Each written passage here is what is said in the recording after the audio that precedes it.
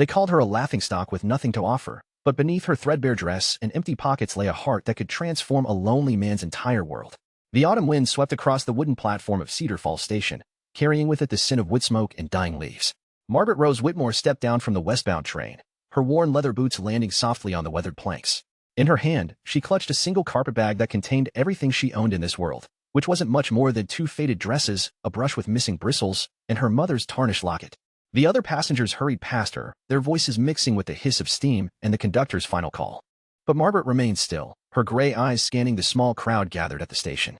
She was looking for a man named Samuel Henderson, who had answered her letter and promised to meet the 3:15 train. The photograph he'd sent showed a stern-faced man with kind eyes, and his letters had spoken of a comfortable home and a need for companionship. But as the minutes ticked by and the platform emptied, it became clear that Samuel Henderson was nowhere to be found. Before we continue, let us know where you're watching from and what time it is for you. Your comment helps our community grow stronger. Thanks, and let's get back to the story. Margaret's fingers tightened around the handle of her bag as whispers began to drift from the small group of townspeople who had lingered to watch the train's arrival. She caught fragments of their conversation, each word sharp as winter wind. Poor thing, looks like she's been stood up. Another one of those mail-order arrangements gone wrong, I'd wager. Look at that dress. Probably doesn't have 2 pennies to rub together. Henderson probably took one look and changed his mind. The cruel laughter that followed made Margaret's cheeks burn with shame, but she kept her chin raised. She had survived worse than small-town gossip. After her father's death had left her penniless and her stepmother had made it clear she was no longer welcome, Margaret had learned to endure humiliation with grace. But this felt different somehow, more public, more final. As the crowd began to disperse, Margaret approached the station clerk, a thin man with wire-rimmed spectacles who peered at her with undisguised curiosity. "Excuse me, sir. I'm looking for Samuel Henderson. He was supposed to meet me here." The clerk's expression shifted to something resembling pity. "Henderson, you say? Well, miss, I'm afraid I have some unfortunate news. Sam Henderson pulled out of town 3 days ago. Headed back east to reunite with his former sweetheart, from what I heard. Left word he wouldn't be needing any mail-order arrangements after all." The words hit Margaret like a physical blow, but she managed to keep her voice steady. "I see. Thank you for telling me." She turned away from the clerk's sympathetic gaze and walked to the edge of the platform, where she could see the main street of Cedar Falls stretching before her. It was a typical frontier town, with wooden sidewalks, false-fronted buildings, and dust swirling in the afternoon breeze. Beyond the town, rolling hills stretched toward the horizon, dotted with cattle and the occasional homestead. Margaret had exactly $4.37 to her name, barely enough for a return ticket east, and certainly not enough to start over somewhere new. But going back wasn't an option. There was nothing for her there but the charity of relatives who had made it clear she was a burden. She straightened her shoulders and walked into town, her boots clicking against the wooden sidewalk. Surely someone would need help, would be willing to offer work in exchange for room and board. She had experience keeping house, could sew and cook and tend to children. There had to be something. But Cedar Falls proved less welcoming than she had hoped. At the general store, the proprietor's wife looked her up and down with undisguised disdain before declaring they had no need for help. The restaurant owner barely listened to her request before shaking his head and returning to his ledger books. Even the boarding house, where she had hoped to at least secure a room while she looked for work, turned her away when she admitted she couldn't pay in advance. By late afternoon, Margaret found herself sitting on a bench outside the church, watching the sun sink lower in the sky and feeling the weight of her situation pressing down like a physical thing. The autumn air was growing cold, and she had nowhere to go when darkness fell. That was when she noticed him. He stood in the shadow of the livery stable across the street, a tall man in worn denim and a wide-brimmed hat pulled low over his eyes. He had been there for some time, she realized, watching the comings and goings on the street with the patient stillness of someone accustomed to observing rather than being observed. Their eyes met across the dusty road, and Margaret felt something shift in her chest. Unlike the curious stares and pitying glances she had endured all afternoon, his gaze held no judgment, only a quiet understanding that made her feel seen in a way she hadn't experienced in months. He crossed the street with unhurried steps, his spurs chiming softly against the wooden walk. As he drew closer, Margaret could see that he was older than she had first thought, perhaps 35, with weathered features and eyes the color of storm clouds. There was something solid about him, something that spoke of hard work and honest living. "Ma'am," he said, touching the brim of his hat. His voice was deep and careful, as if he chose his words with the same deliberation he used for everything else. "Name's Jacob Reeves. I couldn't help but notice you've been having some difficulties today." Margaret felt heat rise in her cheeks again, but this time it wasn't from shame. "I'm afraid my circumstances are rather obvious to everyone in town by now." "Not everyone's circumstances," Jacob said quietly. "But I know what it's like to find yourself in a place you didn't expect to be, with fewer options than you'd hoped for." Something in his tone told Margaret he spoke from experience, and she found herself studying his face more closely. There were lines around his eyes that spoke of squinting into sun and wind, and a sadness in his expression that suggested he had known his share of disappointment. "I'm Margaret Whitmore," she said, extending her hand. "And you're right about my difficulties. I came here to marry a man who apparently had second thoughts, and now I find myself stranded with very little money and nowhere to go." Jacob's handshake was firm and calloused, the grip of a man who worked with his hands. "I heard about Henderson's departure. Town's been talking about little else for days. Can't say I'm surprised, though. Man never did seem to know his own mind. You knew him well enough to know he wasn't the settling type, despite what he might have told himself." Jacob paused, seeming to weigh his next words carefully. "I have a proposition for you, Miss Whitmore, if you're willing to hear it." Margaret tensed, having heard enough propositions from men to know they rarely ended well for women in her position. But something in Jacob's manner suggested his offer was different from the crude suggestions she had fielded from other quarters. "I have a ranch about 8 miles north of town," he continued. "It's not large, but it's mine, and it keeps me busy enough for 3 men. I've been managing on my own for the better part of 2 years now, but I could use help with the house and the cooking. The work's honest, and I can offer you room and board plus a small wage. Nothing fancy, but it would give you time to figure out your next step." Margaret studied his face, looking for signs of deception or ulterior motives, but found only tired honesty. "Why would you help me? You don't know anything about me." "I know you've got backbone," Jacob said simply. "Watched you walk this town all afternoon, getting doors slammed in your face, and you never once let your shoulders drop or your head hang low. That tells me something about your character." The simple observation nearly undid her. After a day of being treated like a nuisance or an object of pity, his recognition of her strength felt like water in the desert. "And besides," Jacob added with the ghost of a smile, "I make terrible coffee, and I'm running out of clean shirts. You be doing me the favor." Despite everything, Margaret found herself smiling back. "I make excellent coffee, and I'm very good with laundry. Then we might just have ourselves an arrangement." The ride to Jacob's ranch took them through rolling countryside painted gold and crimson by the setting sun. Margaret sat beside him on the wagon seat, her carpetbag at her feet and her hands folded in her lap, watching the landscape unfold before them. The air was crisp and clean, carrying the scent of grass and cattle and something indefinably wild that spoke of wide spaces and endless sky. Jacob proved to be a comfortable companion, pointing out landmarks and sharing bits of local history without trying to fill every moment with conversation. Margaret found herself relaxing for the first time all day, lulled by the steady rhythm of the horses' hooves and the creaking of the wagon wheels. "That's the Peterson place," Jacob said, nodding toward a distant farmhouse with smoke rising from its chimney. "Good people. Lost their eldest boy in a riding accident last spring, but they're managing. And over there's the old Mackenzie spread. Been empty for nigh on 5 years now since old Duncan passed. His children all moved back east." The stories painted a picture of a community bound together by shared struggles and mutual support, very different from the cold reception Margaret had received in town. She began to understand that Cedar Falls, with its gossips and closed doors, might not represent the true character of the surrounding country. As they crested a low hill, Jacob's ranch came into view. It was modest but well-maintained, with a 2-story house painted white with green shutters, a large barn, and several outbuildings. Cattle grazed in fenced pastures, and smoke rose from the chimney into the evening sky. Everything spoke of care and attention, of a man who took pride in his work and his home. "It's beautiful," Margaret said, and meant it.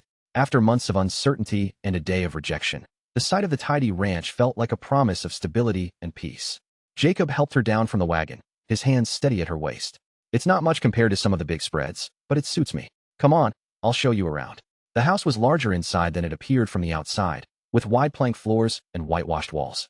The kitchen was spacious and well-equipped, with a large wood stove and plenty of counter space. The parlor held comfortable furniture and shelves lined with books, and everywhere there were signs of a man who valued comfort and functionality over show. "The spare room is upstairs," Jacob said, carrying her bag to the foot of the staircase. "It's got a good bed and a window that catches the morning sun. I hope you'll find it comfortable."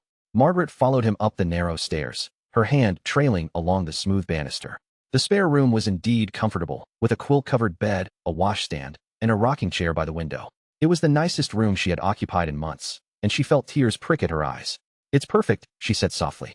"Thank you, Mr. Reeves. I can't tell you how much this means to me." Jacob nodded, his expression serious. "I'll leave you to get settled. Come down when you're ready, and I'll see about getting some supper together." Left alone, Margaret sank onto the edge of the bed and allowed herself a moment to simply breathe. The events of the day felt surreal, from the crushing disappointment of Samuel Henderson's abandonment to this unexpected sanctuary. She pulled her mother's locket from her bag and held it in her palm, feeling the familiar weight of it against her skin. "What do you think, Mama?" she whispered to the tarnished silver. "Is this a mistake, or the answer to a prayer?" The locket offered no answer, but sitting in that quiet room with its gentle afternoon light, Margaret felt something she hadn't experienced in a long time: hope. When she finally made her way back downstairs, she found Jacob in the kitchen, standing over the stove with a look of concentration that suggested cooking was not his strongest skill. The smell of burning bacon filled the air, and smoke was beginning to rise from the pan. "Let me help with that," Margaret said, stepping forward before he could protest. She took the spatula from his hand and quickly rescued what remained of the bacon, then wiped out the pan and started fresh. Within minutes, she had a proper meal underway, the kitchen filling with the appetizing aroma of bacon, eggs, and coffee. Jacob watched her work with undisguised admiration. "I can see I've been doing this all wrong." "Cooking isn't difficult once you understand the principles," Margaret said, checking the coffee pot. "It just requires attention and patience. Two things I seem to lack when it comes to kitchen work." They ate at the kitchen table, sharing the simple meal and talking about practical matters. Jacob explained the daily routine of the ranch, the work that needed doing, and his expectations for her role. Margaret found herself impressed by his fairness and consideration. He treated her not as a servant or charity case, but as a partner in maintaining their shared living space. "I rise early," he said, cutting into his eggs, "usually before dawn. But there's no need for you to keep those hours unless you want to. I can make my own breakfast and coffee." "Nonsense," Margaret said firmly. "If I'm here to help, then I'll do it properly. Besides, I've always been an early riser." The days that followed fell into a comfortable rhythm. Margaret would wake before sunrise and have coffee and breakfast ready when Jacob came in from the morning chores. While he worked with the cattle or repaired fences, she kept house, tended the kitchen garden, and prepared meals that were far more elaborate than anything Jacob had managed on his own. But her contributions went beyond domestic work. When Jacob mentioned that several of his cattle were showing signs of illness, Margaret surprised him by diagnosing the problem as a nutritional deficiency and suggesting a remedy she had learned from her father, who had been a country doctor. "Blackstrap molasses mixed with their feed," she said, watching the affected animals through the pasture fence. "And make sure they have access to mineral salt. My father treated similar symptoms in livestock back in Ohio." Jacob followed her advice, and within a week, the cattle were noticeably improved. Word of Margaret's knowledge spread to neighboring ranchers, who began stopping by to ask her opinion on various ailments affecting their stock. "You never mentioned you had medical training," Jacob said one evening as they sat on the front porch, watching the sun set over the rolling hills. "I don't. Not formally," Margaret replied, rocking gently in the wooden chair Jacob had carried out for her. "But I spent years helping my father with his practice. He said I had natural instincts for diagnosis." "Why didn't you pursue it further?" Margaret's smile turned wry. "Women don't become doctors, Mr. Reeves. At least, not where I come from. My father encouraged my interest, but he also made it clear that my best prospect was to marry well and perhaps help my husband if he happened to be in the medical profession." Jacob was quiet for a long moment, digesting this information. "Seems like a waste of talent to me." The simple statement, delivered without fanfare or false sympathy, meant more to Margaret than elaborate praise might have. Jacob had a way of cutting through social conventions to the heart of things, and his respect for her abilities felt genuine and earned. As autumn deepened into winter, Margaret found herself settling into ranch life with surprising ease. The work was demanding but satisfying, and she discovered capabilities she hadn't known she possessed. She learned to milk cows, tend chickens, and preserve food for the winter months. When a blizzard struck in early December, trapping them in the house for 3 days, she and Jacob passed the time reading aloud to each other and playing chess by the fire. It was during those long winter evenings that Margaret began to understand the depth of Jacob's character. He was well-read despite his rough exterior, with strong opinions about literature and politics that he expressed thoughtfully and without dogma. He had traveled more than she had expected, having spent time in California during the gold rush and in the army during the war. "Why did you come back here?" she asked one snowy night as they sat before the fire, she with mending in her lap, and he whittling a piece of wood into the shape of a horse. Jacob was quiet for so long that Margaret wondered if he had heard the question. Finally, he set down his knife and looked into the flames. "I got tired of wandering," he said simply. "Tired of not having anything that was truly mine, not having roots anywhere. This place gives me something to build, something to leave behind." "Do you ever regret it? The quiet life?" "Not often." He glanced at her then, his expression unreadable in the firelight. "Less so lately." The comment hung in the air between them, carrying implications that neither was quite ready to address directly. But Margaret felt something shift in her chest, a recognition that her feelings for Jacob had evolved beyond gratitude and friendship into something deeper and more dangerous. She had not intended to fall in love with him. Love was a luxury she couldn't afford, given her precarious position and uncertain future. But Jacob's steady kindness, his respect for her abilities, and his quiet strength had worn down her defenses without her realizing it was happening. The crisis came in late February, when Margaret was returning from a visit to the Peterson Ranch, where she had been helping Mrs. Peterson nurse her youngest through a bout of pneumonia. The afternoon had turned bitterly cold, with snow beginning to fall heavily, and Margaret urged her horse homeward as quickly as safety allowed. She was still a mile from the ranch when she heard the gunshots. The sharp cracks echoed across the landscape, coming from the direction of Jacob's property. Margaret's blood turned to ice as she recognized the sound of trouble, and she spurred her horse forward despite the worsening weather. She found Jacob behind the barn, rifle in hand, facing 3 men she didn't recognize. Their horses stood nearby, and she could see that they were armed and clearly not paying a social call. Margaret slipped from her saddle and crept closer, staying hidden behind the corner of the barn where she could hear their conversation. "You're being unreasonable, Reeves," one of the men was saying. His voice carried the educated tones of someone accustomed to authority, but there was an ugly edge beneath the cultured surface. "The railroad's coming through whether you cooperate or not. We're offering you a fair price for the right-of-way." "I've told you before, Bramwell," Jacob replied, his voice steady despite the odds against him. "This ranch isn't for sale, not in whole or in part. The railroad can find another route." "I'm afraid that's not possible. This is the most direct path through the valley, and the company has already committed to the route. You can take our offer and relocate, or you can lose everything when we claim eminent domain." Margaret's mind raced as she listened to the exchange. She had heard rumors in town about railroad speculators buying up land along proposed routes, sometimes using questionable methods to persuade reluctant sellers. From the tension in the air and the weapons being displayed, it was clear that this was more than a simple business negotiation. "Eminent domain requires legal proceedings," Jacob said. "And last I heard, this was still a territory where a man's property rights meant something." Bramwell's laugh was cold. "Legal proceedings can be influenced by men with the right connections and sufficient motivation. But we prefer to handle this amicably. Take the money, Reeves. It's more than this place is worth. To you, maybe. To me, it's worth everything." Margaret saw Bramwell nod to his companions, and she realized with growing alarm that the situation was about to turn violent. These men had not come here planning to take no for an answer, and Jacob was outnumbered and outgunned. But Margaret had not spent years assisting her father without learning something about human nature and the power of unexpected intervention. She stepped out from behind the barn, moving with purposeful calm toward the group of men. "Gentlemen," she called out, her voice carrying clearly across the yard. "I couldn't help but overhear your discussion about railroad routes and land acquisition." The three men turned toward her in surprise, clearly not having expected to encounter anyone else. Jacob's expression was a mixture of alarm and confusion, but Margaret gave him a subtle shake of her head, hoping he would trust her judgment.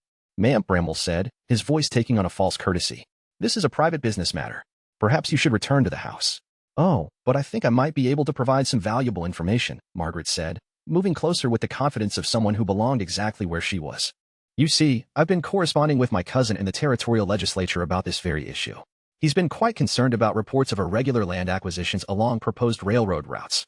She was improvising completely, drawing on half-remembered conversations and newspaper articles, but she delivered the lies with such conviction that even Jacob seemed to believe her. "Your cousin." Bramwell's eyes narrowed with suspicion. "Charles Whitmore. Perhaps you know him? He chairs the Committee on Territorial Development and has been investigating complaints about railroad speculation. He mentioned that the territorial governor is particularly interested in ensuring that all land acquisitions follow proper legal procedures." Margaret pulled her mother's locket from her pocket and opened it, revealing the small photograph inside. "He asked me to keep him informed of any irregular activities I might observe during my time in this area. Something about wanting to protect honest settlers from intimidation and fraud." The photograph was actually of her father, but in the fading light and at a distance, it could pass for anyone. The important thing was that her performance was convincing enough to plant doubt in the minds of men who clearly preferred to operate in legal gray areas. Bramwell exchanged glances with his companions, and Margaret could see uncertainty creeping into their expressions. The mention of territorial officials and investigations had clearly given them pause. "I'm sure my cousin would be very interested to hear about your visit here today," Margaret continued pleasantly. "Especially the part about claiming eminent domain without proper legal authority. He's been looking for specific examples to include in his report to the governor." The silence stretched taut as the men weighed their options. Finally, Bramwell holstered his weapon and signaled to his companions to do the same. "This isn't over, Reeves," he said, but the threat carried less conviction than before. "The railroad will have its right of way, one way or another." "Perhaps," Margaret said before Jacob could respond. "But I suspect any future proceedings will be conducted through proper legal channels, with full territorial oversight. Don't you think that would be best for everyone involved?" The men mounted their horses without further comment and rode away into the gathering storm. Margaret and Jacob stood in the yard, watching until they disappeared into the swirling snow. "Cousin Charles?" Jacob asked finally, his voice mixing amusement with admiration. Margaret smiled, feeling the adrenaline of the confrontation beginning to fade. "I don't have a cousin Charles." But they didn't know that, and sometimes the possibility of official scrutiny is enough to make bullies reconsider their tactics. Jacob stared at her for a long moment, and Margaret saw something new in his expression, something that made her pulse quicken despite the cold. "You probably just saved my ranch," he said quietly, "and possibly my life. I couldn't let them intimidate you. This place is too important to lose to men like that." "Is it?" Jacob stepped closer, close enough that she could see snowflakes caught in his dark hair. "Important to you, I mean?" The question hung between them, heavy with implications that went far beyond the immediate crisis. Margaret felt her heart hammering against her ribs as she realized that the moment she had been both anticipating and dreading had finally arrived. Yes, she said simply. It is. More important than I should probably admit. Jacob reached up and touched her cheek, his callous thumb brushing away a snowflake. Margaret, I need to tell you something. I've been trying to find the right words for weeks now, but I'm not good with fancy speeches. You don't need fancy speeches. Good, because I don't have any. His hand remained on her cheek, warm despite the cold. I know you came here as a temporary arrangement, a way to get back on your feet after Henderson let you down. And I know you'll want to move on eventually, find something better than what I can offer. Jacob, let me finish. His voice was rough with emotion. I've been alone for a long time, told myself I preferred it that way. But these past months with you have shown me what I've been missing. You've turned this house into a home, and I can't imagine going back to the way things were before. Snow continued to fall around them, creating a world of white silence that seemed to exist apart from everything else. Margaret felt as if she were standing at the edge of a precipice, knowing that her next words would determine the course of the rest of her life. I don't want to go back either, she whispered. This is the first place I've ever felt like I truly belonged. Then stay, Jacob said, his other hand coming up to frame her face. Not as my housekeeper or hired help, but as my wife. I love you, Margaret. I've loved you since that first day when you walked through town with your head held high despite everything. Marry me. The proposal was not the romantic declaration she had dreamed of as a young girl, but it was something better, honest, direct, and grounded in genuine knowledge of each other's character.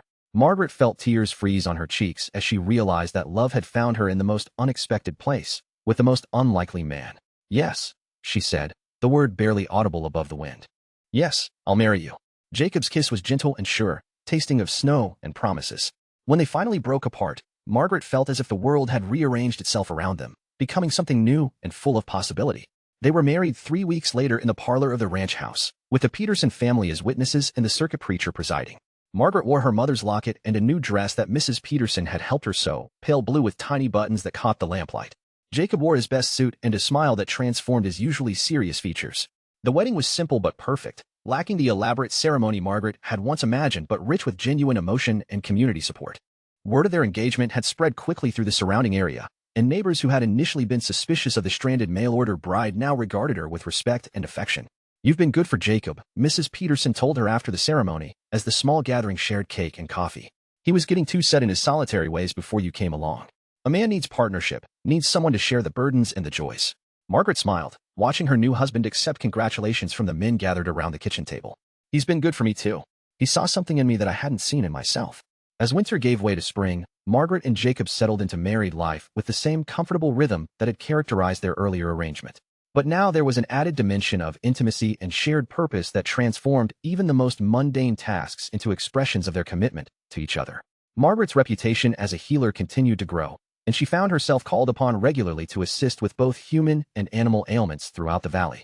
Jacob supported her work without question, often driving her to distant ranches when the weather was bad or the hour was late. You're becoming indispensable around here, he told her one evening as they returned from helping deliver a difficult foal at the Morrison place. Half the ranchers in the valley would be lost without your advice. It feels good to be useful, Margaret replied, settling back against his shoulder as their wagon rolled through the star-filled darkness. For so long, I felt like I had nothing valuable to offer anyone. That was their blindness, not your lack.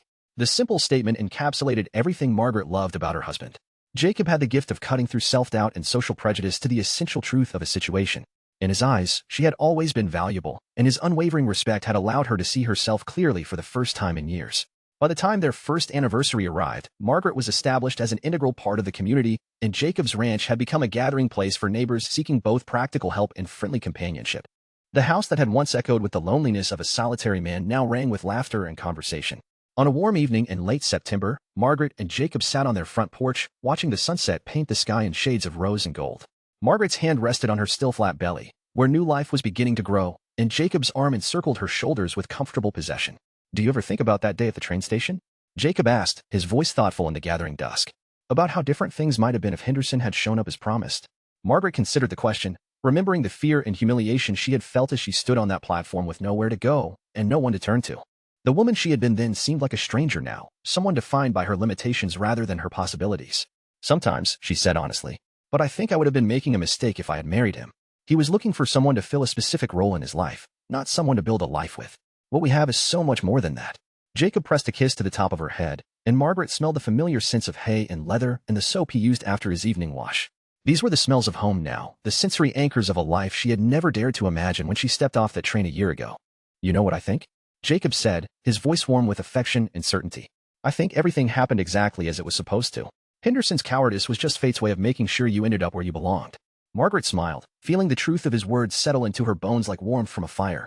She had come west as a discarded mail-order bride with nothing to offer but desperation, and she had found a place where her worth was recognized, her talents valued, and her heart treasured. The townspeople who had once whispered about her poverty and misfortune now spoke of her with respect and genuine fondness. Children ran to greet her when she came to town, and their mothers sought her advice on everything from croup to canning. She had become not just Jacob's wife, but a valued member of a community that had initially rejected her. As the stars began to appear in the darkening sky, Margaret reflected on the unexpected turns that had brought her to this moment. Love had found her not through careful planning or social arrangement, but through the simple recognition of one lonely soul by another. Jacob had seen past her threadbare dress and empty pockets to the strength and capability that lay beneath, and in seeing her truly, he had helped her become the woman she was meant to be. I love you, she whispered into the peaceful evening air, words that still felt new and precious despite having been spoken countless times over the past year. And I love you, Jacob replied, his voice carrying the quiet conviction that had drawn her to him from the very beginning. Today, tomorrow, and for all the tomorrows we'll have together. Above them, the first stars of evening began their ancient dance across the vast western sky, bearing witness to a love that had grown from the ashes of disappointment into something strong enough to weather any storm. Margaret Rose Whitmore Reeves closed her eyes and listened to the night sounds of the ranch, cattle lowing softly in the distance, the whisper of wind through prairie grass, and the steady beating of her husband's heart beneath her cheek. She had been called a laughingstock, a woman with nothing to offer, but she had discovered that sometimes the most profound transformations begin with the courage to start over in an unexpected place, with the right person to see you home.